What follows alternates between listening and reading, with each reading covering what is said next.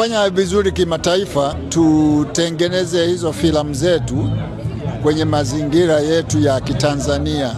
Hii Kombolea nayo tukiangalia imezama zaidi katika utamaduni wa Mtanzania na si vinginevyo, na ndio maana imekuwa tamthilia inayopendwa sana na Watanzania, inapendwa na watoto, inapendwa na kila mtu. Yani unaweza ukaiangalia na mama mkwe wako, unaweza ukaiangalia na wajukuu zako, unaweza ukaangalia na watoto wako bila kuwa na tatizo lolote, kwa sababu imezingatia maadili ya Kitanzania, mandhari ya Kitanzania zaidi.